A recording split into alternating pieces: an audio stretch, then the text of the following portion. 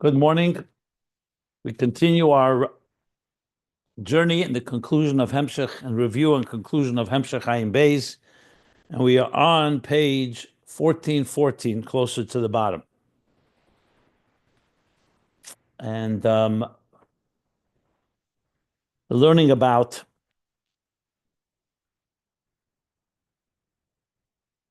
Mamala Kalalman, Sevav Kalalman, the two levels of the divine as it relates to existence, as is beyond existence, the contemplation on each of them that one develops into wanting to have Gili Alakus, the other is about being absorbed in the source. And then we're discussing how all this is the level of who is the higher level of Sevav Kalalman. So the level of who, Avram, and all the other who's that he described so far is that you're being mamshich from Sevav Kalalman into Mamala Kalam, from Makif into Primi. Avram, or Avram with the psik taima. So even though there's a psik taima, which is a separator, we learned that in Tikkun, in Shtalshus of the world of Tikkun, the separation, the divider is also a connector, also joins them together, as we learned, like the two names of Havaya, the Yud Gimel Midas Harachmim, the two Havayas that are separated by the Elokeinu, and Shema Yisrael, Hashem, Elokeinu, Hashem. And that's also, so Elokeinu is the separator, the Tzimtzum. And the Tzimtzum can be a divider, obviously. It's a mafsik, it separates, but ultimately its purpose is to connect, as we learned yesterday. So now, this requires, of course, Avodah. On its own, the creation process is such that there's a higher level. Then there's a hefsik, like a tzimtzum, or a psik taima, and then there comes a lower level. And the lower of the higher emanates or radiates into the higher of the lower. Like he said, chitzenius shebe pnimius becomes the pnimius shebe chitzenius. But then, through Avodah, Yud Gimel Midas Harachim, or Shema, the Mesiras Nefesh of Krishma, that creates a schabrus b'chinas gili mamish. That should come revealed to us, like Elokeinu, Gili Eleinu, should be revealed within us. So then the psik becomes a connector, Avram, like he explained. And that now, so what's the difference then between Avram and Moshe? Why by Moshe there's no psik time at all? There's no divider at all. So he went on to explain that Avram, at the end of the day, as much as he connected, it was still not the full connection. Because the Medrash says, Echad, wherever it says Echad Gadol, like Hashem Echad by Hashem, that no one is like Hashem. But by Avram it says, no one in his time was like Avram, meaning only in his generation. So it means what he was mamshir was Zakla Atzmei Bizmane, only for himself and his time. As we explained, that didn't mean that he didn't trigger a whole process that would continue in the later generations and ultimately lead to Moshe, where the Shechina would be below, as we'll just talk about. But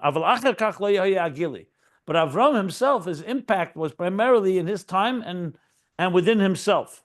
And he explains that's the difference in Avram and Moshe. Avram himshech hagili only in Atzilus, and Moshe brought it down lamata. But l'cheira, the Rebbe Rashab says, didn't Avram also brought it down lamata? B'Shem Hashem Keil Elam. He informed the world and he publicized in the world godliness in the world. And he actually transformed human beings. He says the nefesh that he created in Charam, which means he impacted them. Rashi says he converted them to being the believers of God. Shibidu la'araisa. He bound them to Torah. So the Rebbe Rashab explains what it means is the Hamshachas Avram was primarily to those that were in his level, that he was able to bring that Ohr to, not to everyone. And Hashanefesh also he said Kimeduma, that it's explained that they returned back to their original surah. The Chazul the surah means they returned to their original how they were before Avram affected them. But Moshe himshich hagili b'chol se'elam. He was mamshech in a way that allowed everyone to be able to be mamshech the Eir and the Gili, not just those on his level. So Avram Shehimshach Gili B'chinas HaMakif. Oh, no, that's where we stopped. So as I explained, you have to say this does not mean that Avram just was Avram in his time and that's it. The fact is, Avram is the beginning of the process that brought the Shekhinah down to earth. That's what the Medrash said. He's only explaining that Avram only began the process. He didn't finish the process. Moshe finished the process at the time to give existence the ability to now be a keli to Elokus, the highest levels. Obviously, until Mashiach comes, we won't manifest it.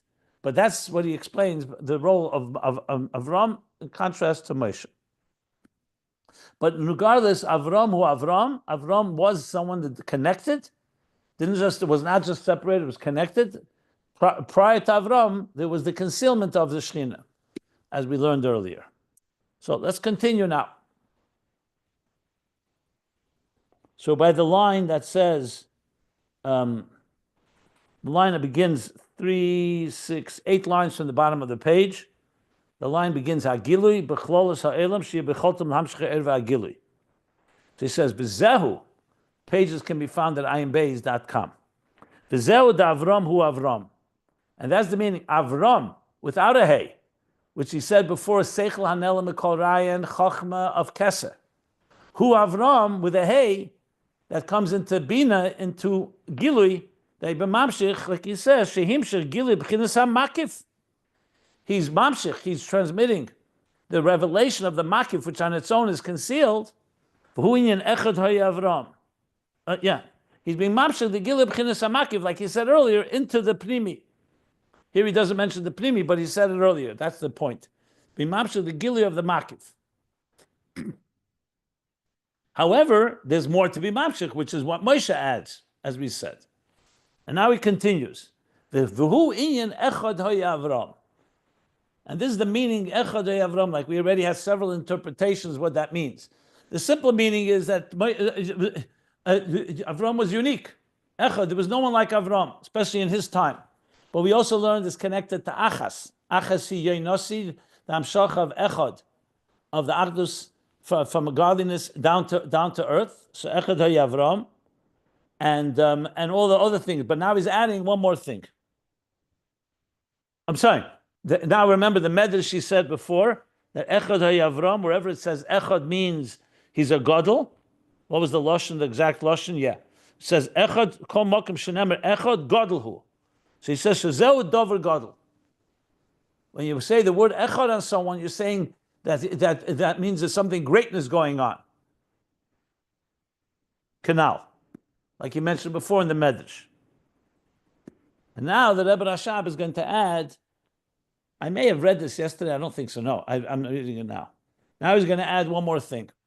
The word Gadol. He's going to emphasize and explain what we say something is great.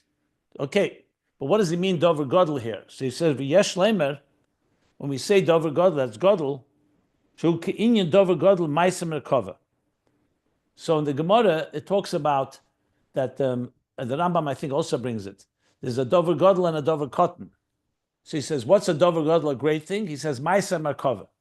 I think Dover Cotton is Ma'aseh Bereshis. So Ma'aseh Merkava means the story of, or the chapter of Merkava is, of course, the level of Elokus, the levels that are completely like a vehicle, bottled to Elokus. Ma'aseh Bereshis is the story of creation of the world.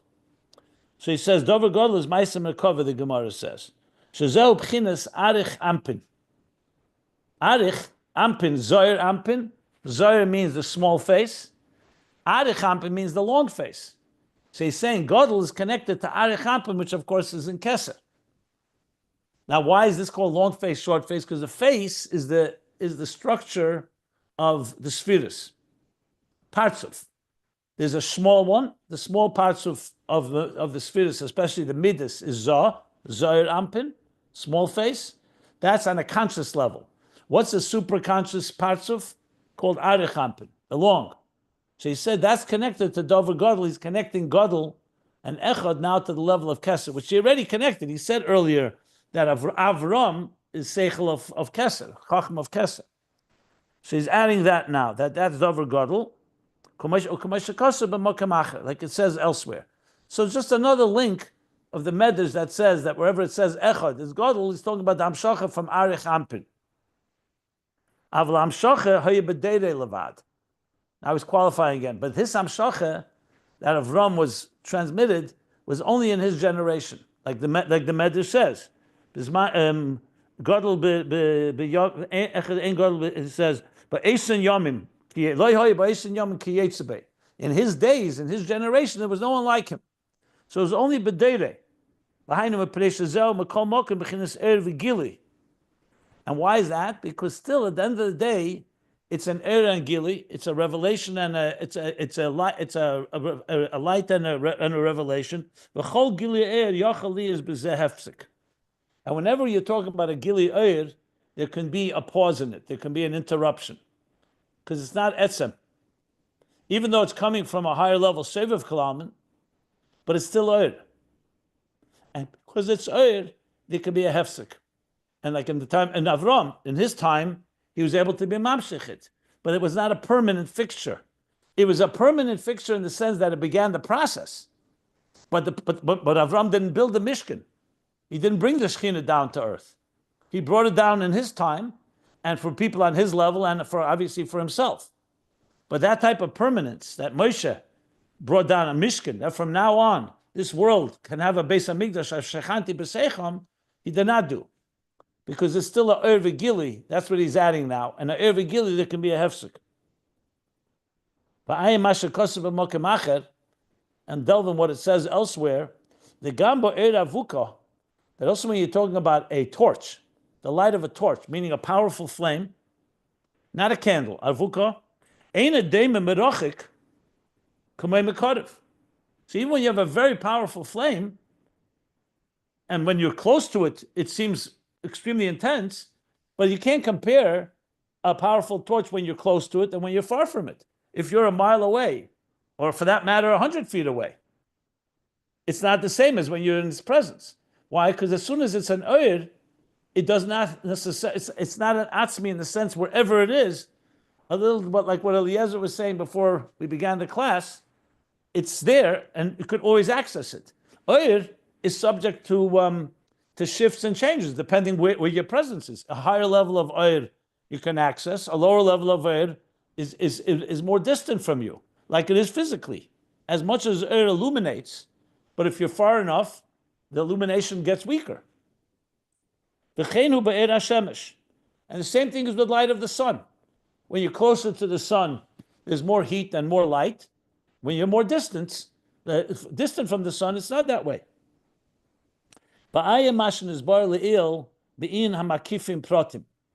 He's again referring us back to volume 1, where we spoke about Makifim Klal. There's a Makif Klali, and there's Makifim Pratim. So he's already setting the stage now for the third level, because this is now saying that even Seviv Kalalman, meaning even Avraham being Mamshech Seviv, it's still subject to the shifts of even though he said before Seviv is Leisha Nisi, and the way it is in the beginning, that's how it is at the end. But clearly he's qualifying that now. And he says to look earlier, because even Makifim, you find different levels of Makif. There's the Keser Kloli of the whole Seder Shtalshus.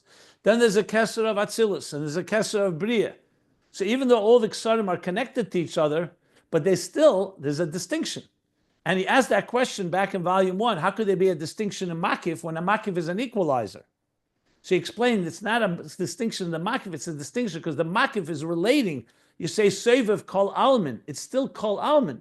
So the Ratzon for creating Bria and the Ratzon for creating Yetzirah, the Ratzon itself is one.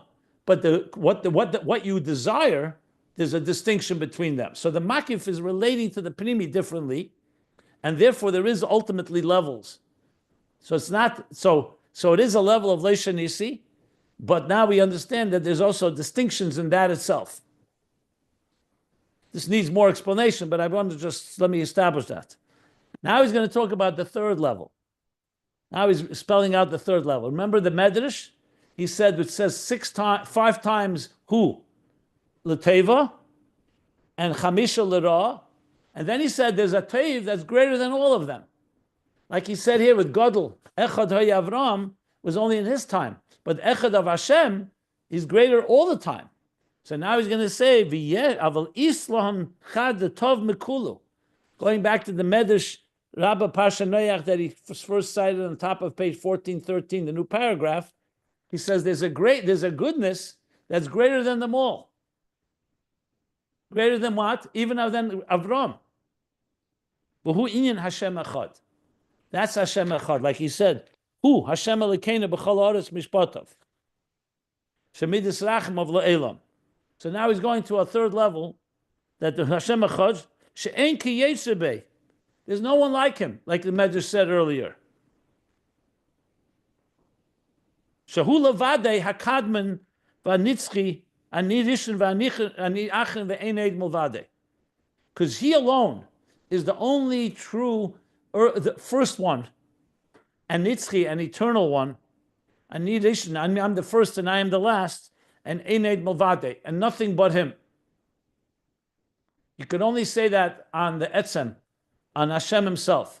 Even Sevav Kalaman is already a form of Ohr. It's an Ohr Makif, it's an Ohr Bligvul. It's higher than existence, but it's still an Ohr. Whereas now, the one that's higher than all the good is this level that he's saying,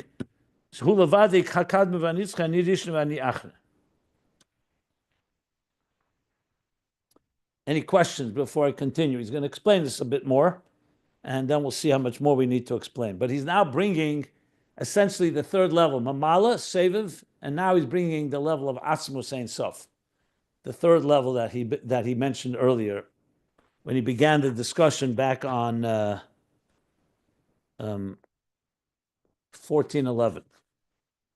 So he says like this now, Val derech she'omer Azal, on the last line of page 1414. Like Al derech that Omer Azal say, the sages say, on the pasuk Kadeshim Tiyu. So the pasuk, the pasuk Kadeshim, it says Kadeshim Tiyu, you shall be holy, you shall be sacred. So the Medrash says, Yochel Kameni. You would think that you could be sacred because I am sacred, that your sanctity is like the same level as my sanctity. Next page, Talmud Lema, comes the pasuk and continues, Ki Kodeshani. What is the pasuk adding? Because I am holy. Kedushasi l'maylo mekedushaschem. My kedusha is higher than your kedusha. So yes, you should be saying sacred like I'm sacred, but don't think that you're the same sanctity as I am, because my kedusha is higher than your kedusha. So there's two levels in kedusha: the kedusha that we humans sanctify ourselves, and the level of Hashem's kedusha, which is l'mayla mekedushaschem. So now he explains what is kedushaschem. What is your holiness? Kedushaschem hi b'chinas ha'kedusha de mitzvahs. That's the holiness of when we do mitzvahs. Asher kiddishanu b'mitzvahsav. It says the mitzvahs that you sanctified us with your mitzvahs. Shehem b'chinas ratzon elyon. You sanctified us with your mitzvahs. You gave us what your higher supernal desire is. What does God want us? To keep Shabbos, put on tefillin, kashrus, all the different mitzvahs. And when you do them, you are sanctifying yourself, kedushaschem, asher kedushan b'mitzvahsav, fulfilling God's ratzon elyon. That's what a mitzvah does. And what's kedushasi l'mayla? And what means that Hashem's kedusha is even higher than the kedusha of mitzvahs? Shazeo b'chinas Atik. Before we were saying the level is Arich. Makif and Seviv, he referred to Gadol, he said was the level of Arich Ampin. And even Chachma of Keser. Now he's saying there's one level higher than that. That's the level of Atik. B'chinas Tachtena Shebemaitzel. Arich is called Reish HaNetzolim, is the beginning of the emanations. It's higher than Atzilus. It's Gedusha and higher than Atzilus. As we learned, it's higher than Mamala Kalam. It's like Avram, not Avraham. And you're mamshich from there into Mamala, into Primi, like we learned. But there's a level higher called Atik. Atik is called the lowest level of the Maitzil. If you remember, Tachtenu Shebemaitzel. And now he's going to bring us back to what we learned about the Neshamas, rooted all the way that level as well, as you'll see. B'chinas Atzmus Ein Sof. So even though Atik sounds like a level, but Atik, as we recall, we learned, Atik is like a copy of. You said like a transferring over of Tachteina Shebamaitzel. So you're getting now into the Maitzel, into the emanator himself, the creator.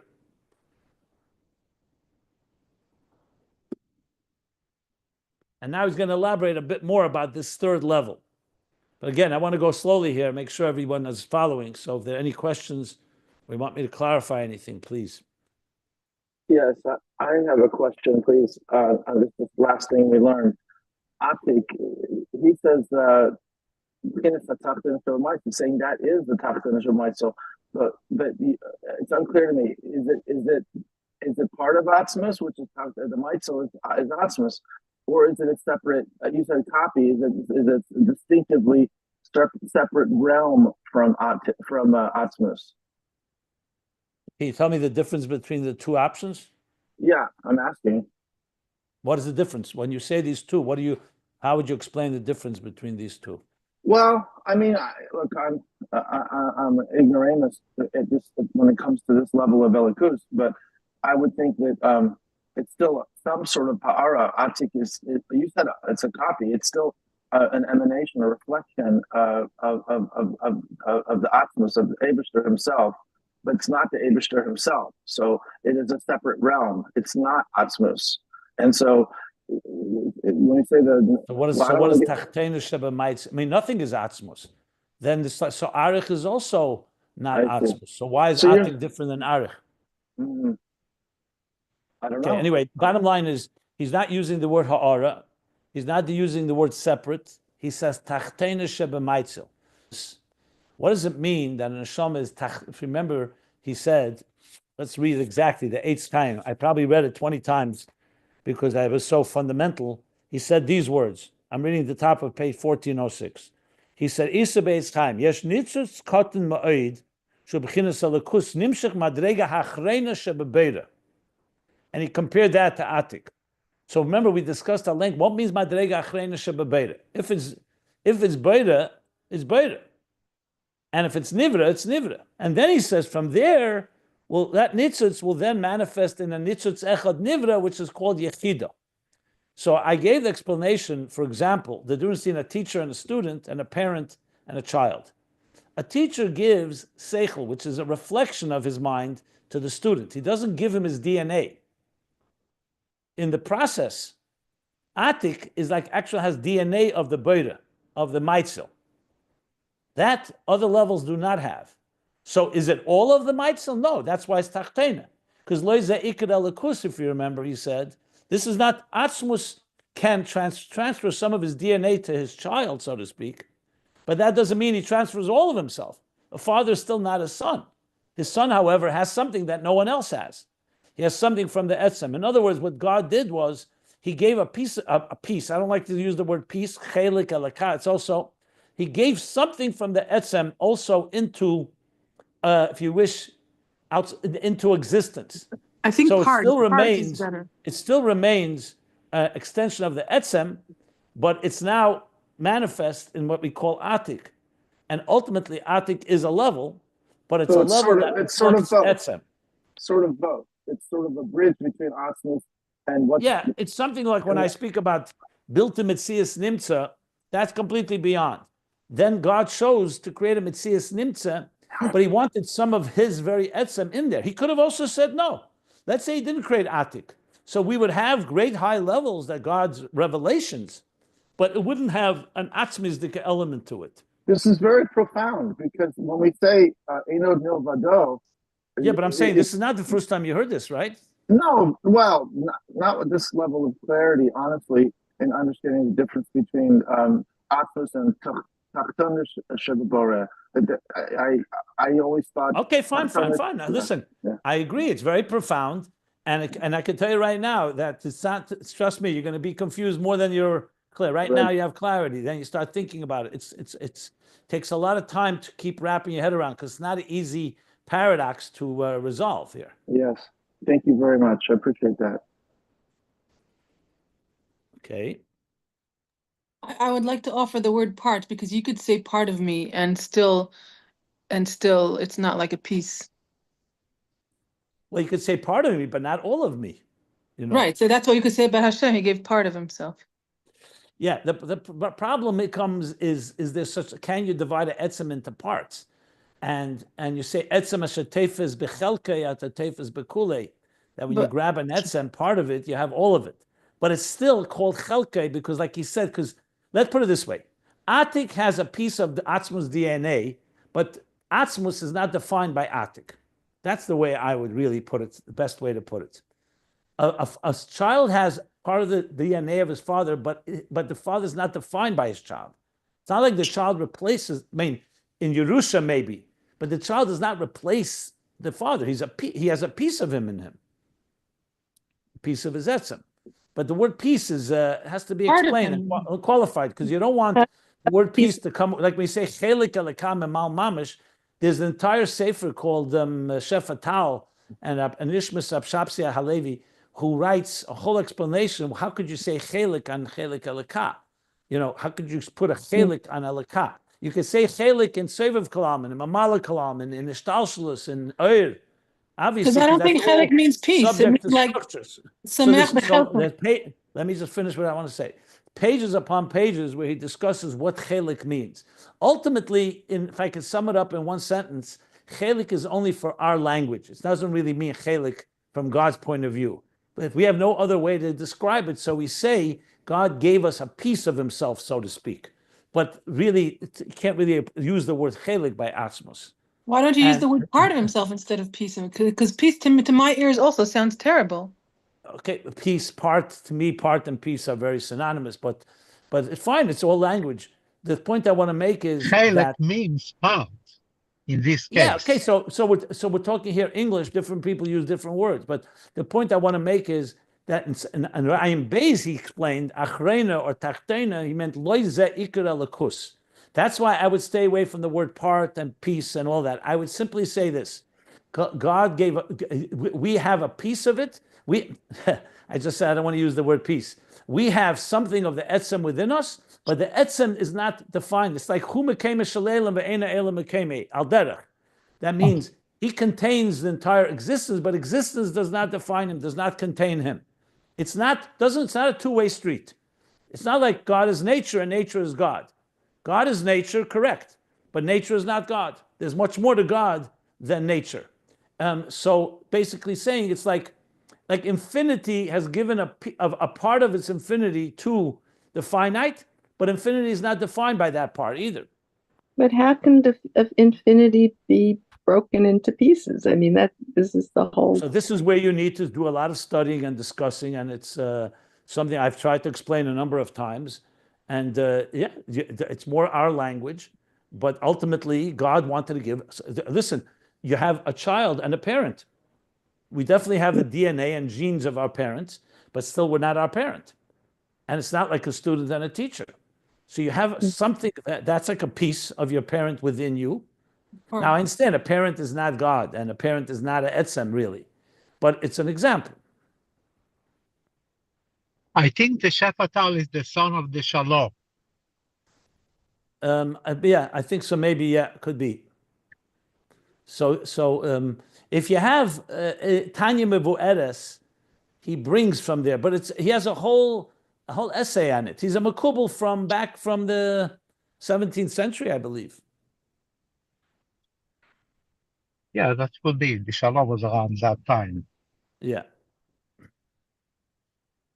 But this explanation, even part, we're talking The about. point is, you have to find examples. But the point is like this: God could have created a world, and the world is his art, his creation, all of it, and of course reflects on him because he created it.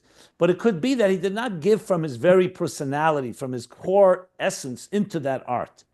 When he created, when he let's call it manifested neshamas, or what we're calling Atik, which is the place, that location, he said, I want to give something of myself. Like a little, when we say Torah, is anod nafshi ksovis yehavis, anoichi. I inscribed my nefesh, my soul, in these words of Torah.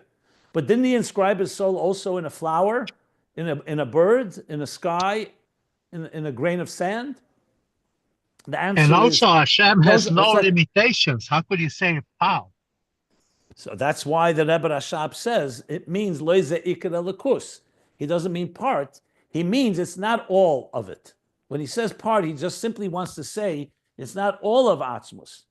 That's what he really means when he says that. But as I said, I'm happy to elaborate. If everybody wants me to give a longer talk on this, I can. I thought I did earlier. I'm back on page 1403. Not 1403. What did I say? 1406 rather.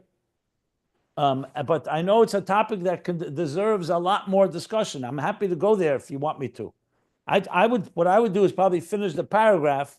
Let's see what he says, and then go back and try to elaborate on this. So I'm not. Don't get me wrong. This is maybe one of the hardest topics to wrap your head around, because you're dealing with levels, as I said, that we're not at all on that level. Go talk about Atzmus. Talk about these levels. You're not talking about Giluyim which we relate to. But but again, like he said, neshamas can comprehend Sevav Kalalman. In a way, neshamas could also go here because we have the capacity to at least address it. I don't know the level of understanding it all.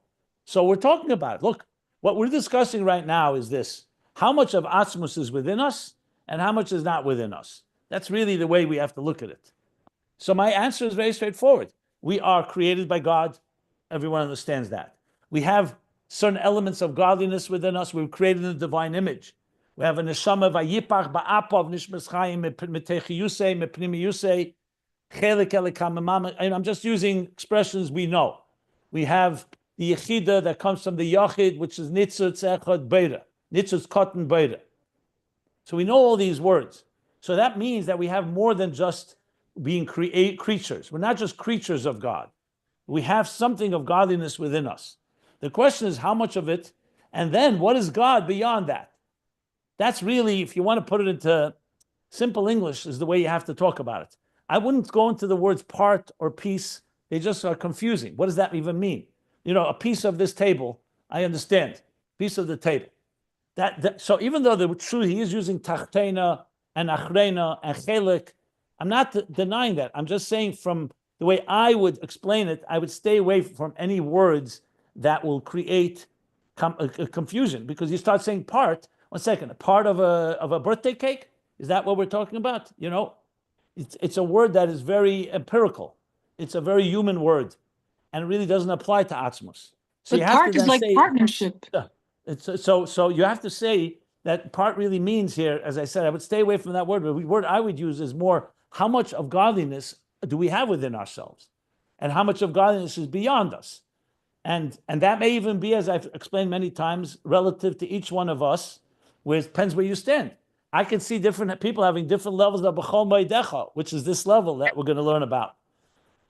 We have different levels. I think when I talk about Atzmus, maybe because I've given it more thought or I'm involved in it more, I may be referring to a level higher than the way you think of Atzmus, or vice versa for that matter. So I think you have to keep in mind, first of all, us and our limited language and our limitations in comprehending. And I think the more you think about it, the more you start appreciating what we're talking about. When Moshe Rabbeinu wanted to see Hashem's face, and Hashem says, no one can see my face and live, what was he referring to? Is he talking about the same face you and I want to see? Probably not. Moshe Rabbeinu, when he's talking about face, remember, he reached very high levels. So relative to him, he wanted a level of Atzmus that no one had ever seen before. And Hashem says, you can't see me and live. From our point of view, I think if I would even see a Ruchnius, I may not be able to contain it, let alone before the Tzimtzum, if you know what I'm saying. So that's why you have to keep all that in mind. I like to talk about it in a realistic way, not just flight of fancy where we're going into these abstractions, like more philosophical. I always insist that the way to talk about this is through Avodah. You have to end of saying, what a part of godliness am I experiencing? And how much of my yesh am I experiencing? If you don't bring that into the picture, you're going off really into almost like I'm not saying that it doesn't have value, but you're going into literally imagination world. You're trying to imagine a level that you have no connection with, and you're trying to figure out what it is. What point of reference do you have if there's no avodah? You have no avodah. You're just talking about a level. We could argue about it from beginning to end. I understand we could argue about it mathematically, give good examples from quantum mechanics, and find ways to explain. I'm again not minimizing the value of that.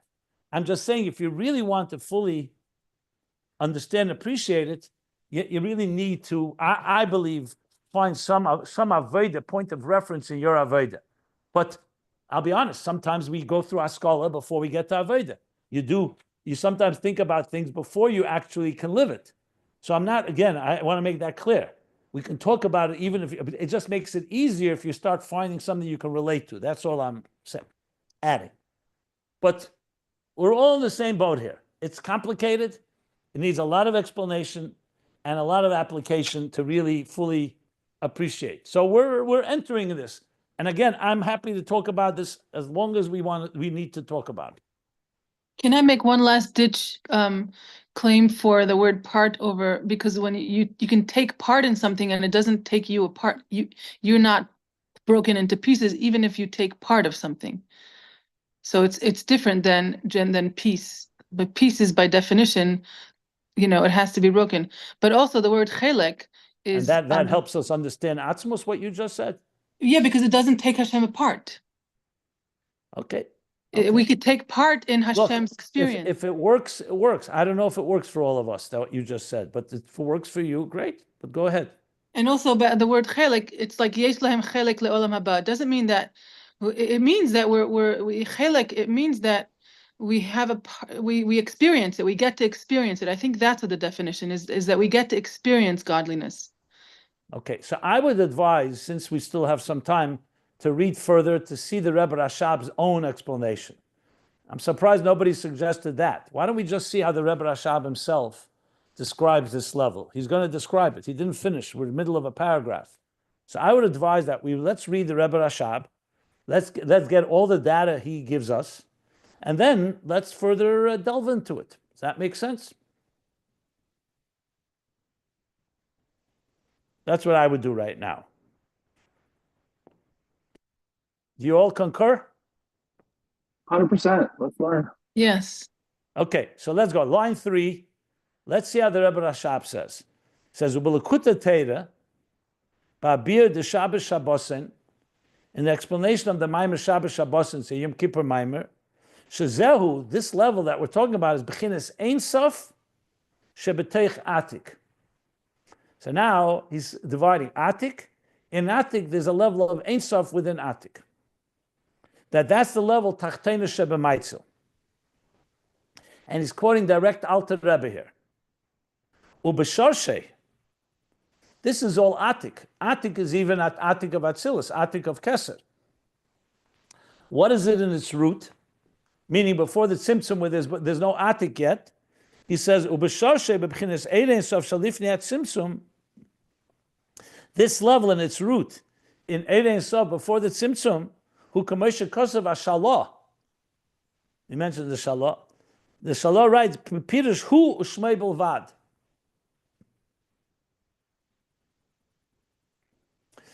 Remember the word who. Keep in mind the word who. Who, that before existence, Hayahu Ushmei Bilvad. There was just him, who, and his name alone, nothing else. Says the Shalah, the who, the word who, Hey Vav Aleph, is a Rosh Tevis. It's an acronym for Hu V'Shmoi Echad. Hu Hey Vav Aleph. Hu V'Shmoi Echad. So the word Hu itself includes him and his name are one. Echad. V'Hainu to Hu Shmoi V'Shmoi Hu. That's coming to tell us that there is a level of Shmoi, his name, but he is his name and his name is him. And what level is that? Says the Rebbe Rashab. V'zehu shmoi, v'zehu b'chinas Shemo HaAtzmi. This is not the name of Gilui, like Shem Havai, a name that expresses. It's a Shemo HaAtzmi. It's his core essential name. Hakol b'atzmusei mamish. So it's not Atzmus. Atzmus is, like I mentioned, built to Mitzvah, so completely beyond. But Atzmus wanted to have a Shmoi, not because he needs a name.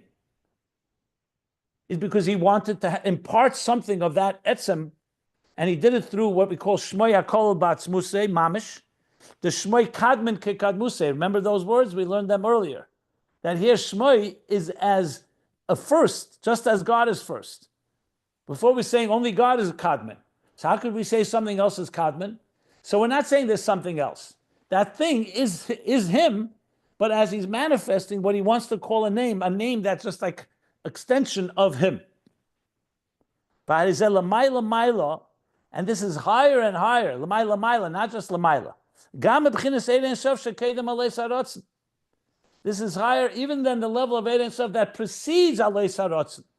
Aleis HaRatzon, we learned, was the source of Mamala Kalam. That's where God is already rising in his desire to create. It's still in his desire, so he didn't actually create yet. Kaidam Aleis HaRatzon, remember, we learned was Seviv, the root of Seviv Kalam. And now we're talking about something Lamaila, even from Kaidam Aleis HaRatzon, and that's Shemo HaKol B'Atzmusei, Kadmin Kikadmusei, Shekol Zehu B'chinas Hagilui de Ein Sof. These levels, Kaidam Aleis HaRatzon, is all still a Gilui of Ein Sof. The first two levels I just described, including Kaidam Ein Sof Shekadam Aleis HaRatzon. Rakshazou B'chinas Hagilui la'atzmei. However, it's a Gilui to himself, not to another. The lower level, Aleis HaRatzon, is already a Gilui that's going to relate to another. And the first is a Gilui to himself, like Machshava and Dibur, like we learned. Shemo HaAtzmi Mamish, but this third level that he's calling Shemo HaAtzmi Mamish, which is encompassed within the Etzem, Hu B'chinas Helam HaAtzmi Dein Sof. This is called the Helam HaAtzmi. That's why I'm so careful when he uses it and when not to use it, because the Rebbe Rashab reserves it for a particular level here. Helam HaAtzmi Dein Sof, U'kamei shekosem ezeh b'drush Yom Tov Shalosh Sanarei Samach Vav, like he discusses in the Maimer Hemshech Samach Vav in Yom Tov in the and that's the level of Tachtena Shebemaitzil that we're talking about. Ukamoishin is bar le'il, like we learned earlier, where? On page 1407. And that's this higher level, Chadhu. I'm sorry, there's one that is greater, that is gooder, that is better than them all. So who, there are 5 times it says who, Avraham, etc. But that's all Seviv and being Nimshach and Mamala.